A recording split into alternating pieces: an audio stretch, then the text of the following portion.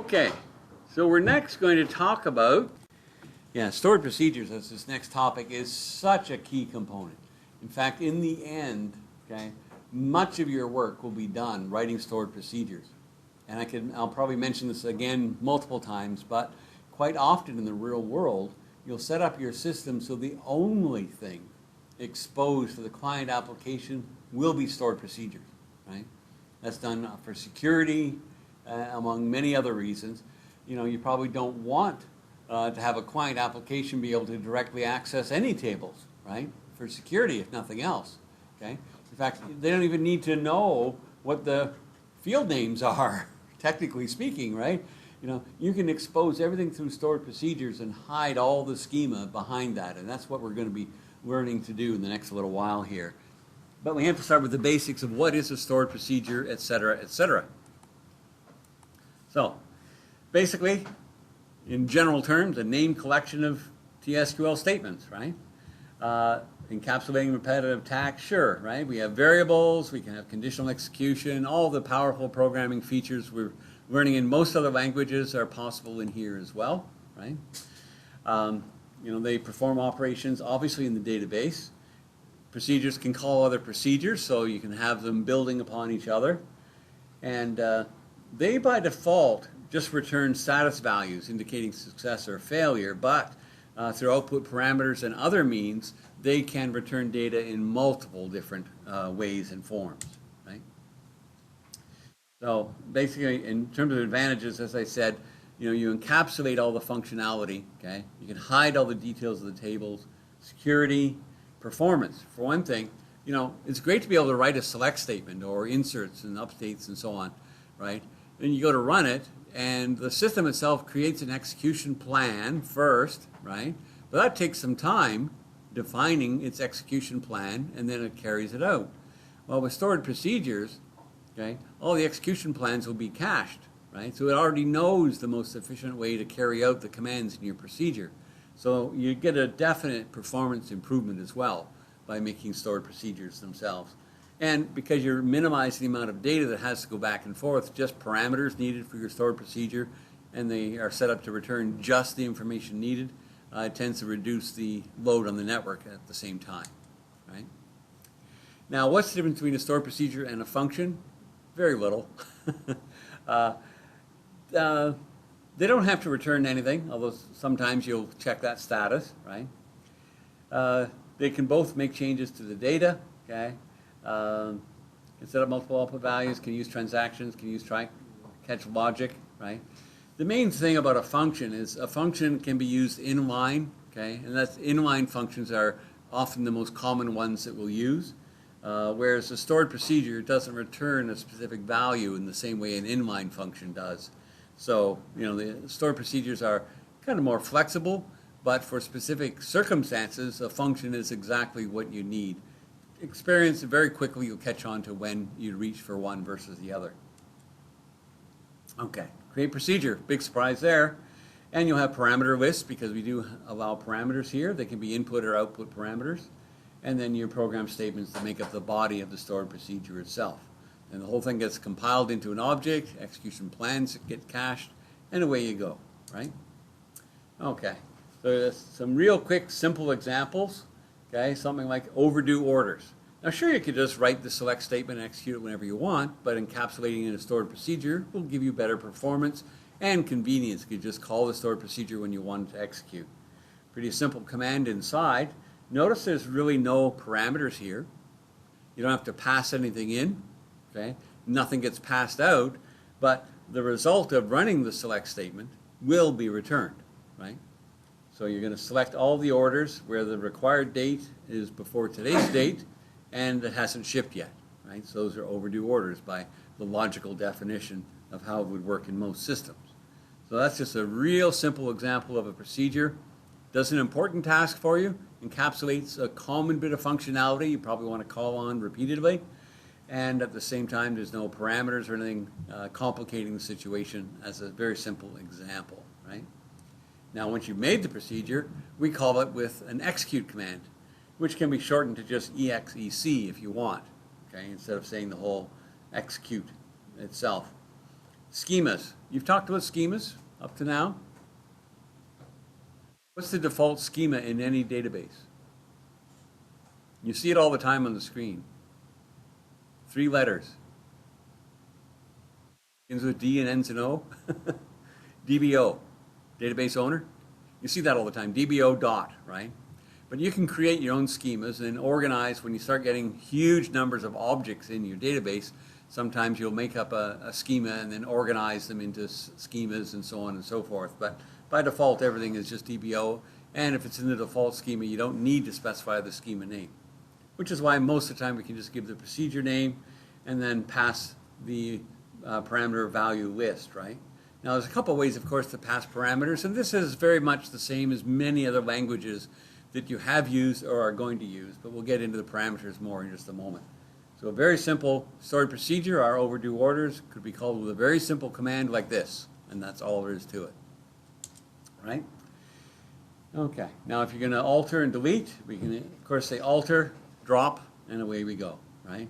And of course, you can always cheat and say create or alter as well. Okay, all right. So we have input parameters and output parameters, right? Obviously, we sometimes want to pass information in. It could be maybe used for logical operations, for filters. Maybe you want all values before, above something, or between date ranges, and so on and so forth. So input parameters are useful for information like that. Okay, and we'll often they're basically, an input parameter is by definition a variable. And as we create the parameter, we specify the data type at the same time, right? So for the syntax, all parameters, like a variable, we have that @ symbol. Okay, that's the first character that goes into the name to identify the parameter, right?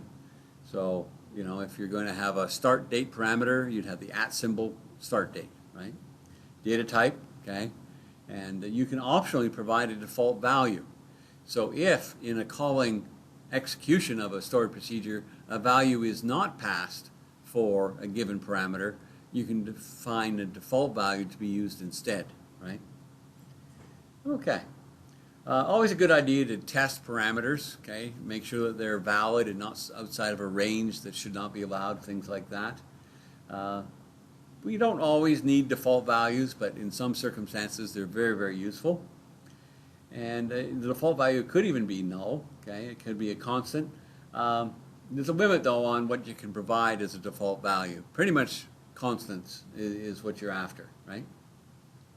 Now, when we pass the values to the parameter, very much like other programming languages, you can do it by name or by position, right?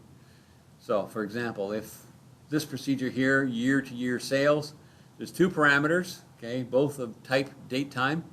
There's a beginning date and an ending date, right?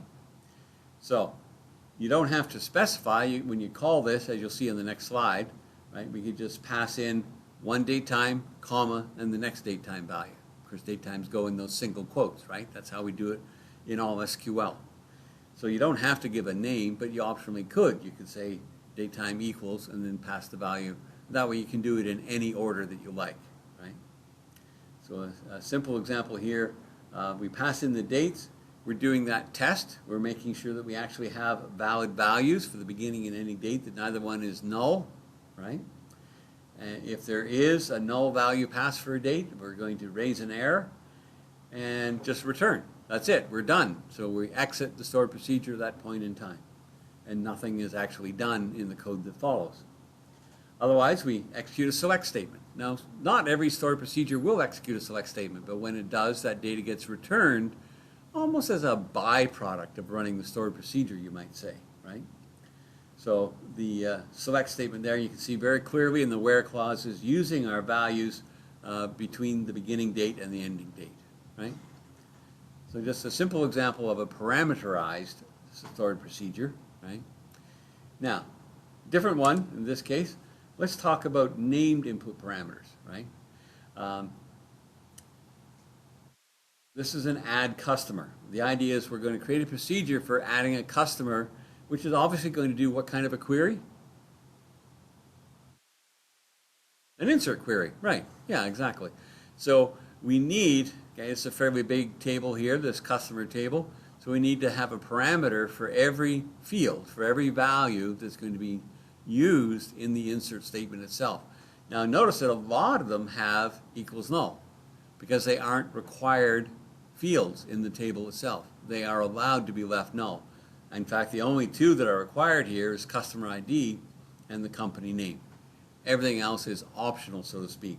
So because they're optional in the table, then we make our parameters optional by setting a default value of null. That way we can call the procedure without any parameters values being passed except the first two, right? The customer ID and the name. Okay, so with name parameters like that, okay, when we go to execute, we can do it with named parameters like this. We can just specify in any order we want, okay, the parameter name and then the values to use, right? Ones that are not mentioned here, we'll just use the null values, okay, that are not required, right? Notice we don't have any value for region or fax. They aren't specified, but they aren't required, so this will execute just fine without them, okay? No problem whatsoever, because they are. They do allow null values, right? Okay. But you got to be a little bit careful of this, okay? The table might allow null, but if you've set up the parameters so you don't have that default value, right, then you must pass a value to the parameter, even if you're just going to say null. But you have to mention the parameter and include it. Yeah, it's a bit of a catch there that can mess you up once in a while, but for the most part, it's pretty straightforward. Okay. Now doing it by position, well, that's pretty clear, right? You just have a comma-separated list of the right values. You don't have to mention the names, but you have to make sure that they match up. The only thing that gets hairy sometimes is what if you do have something you want to pass null, where you want to basically skip a parameter. Well, in a comma-separated list by position, then you have to actually make sure you include that null value, right? Okay, so for example here, we're calling our add customer. We have values for all the things, but region and fax, we don't have values for them. Well, after Berlin there, region, okay, is the next parameter. So we have to actually put the keyword null there to keep the proper placement in order, right? Because we're doing parameters by position. Fax is the very last one, so you notice we can skip that. We don't need to mention that. We don't have to provide comma null, because there's nothing to come after, right? So the fact that it's missing will not be a problem. And that's really pretty standard stuff, not very different from other programming languages you've used in terms of passing parameters in. Output parameters, okay, we designate that with the output keyword, and that has to go both in our create procedure statement and when we call execute, okay? Common rookie mistake is you call execute and you don't say the keyword output as you call for execution itself, right? All right. So a couple of real simple examples here, right? We're going to create a little math tutor stored procedure because, you know, I get my multiplication messed up sometimes, so I'm going to make a stored procedure to help me out here, right? So I pass in two input parameters. How do I know they're input? Because they don't say output, right? M1 and M2, and finally the result is an output parameter, right? So we have to set, okay, using the set keyword or a select, okay, will also work as well, the result equal to our highly advanced mathematical expression here that we're doing, okay, the first number times the second number, right? And by setting that to our variable, which is functioning as an output parameter, then that is the value that gets returned. Now, the tricky part here is when we call this stored procedure to execute, okay, we make a variable first to hold the value returned by the output parameter. Notice the name, of course, does not have to match the name of the parameter itself, right? We're going to execute our super advanced mathematical stored procedure here, passing parameters by position, passing values 5 and 6 for the two input parameters. And then we want our answer back, okay? And we must specify the keyword output as well. Then we have that stored in our variable, our @answer, and then we can show the result as shown. All right, so that's the basic introduction to stored procedures. Okay, as I said, they're one of the most widely used object inside of any database system.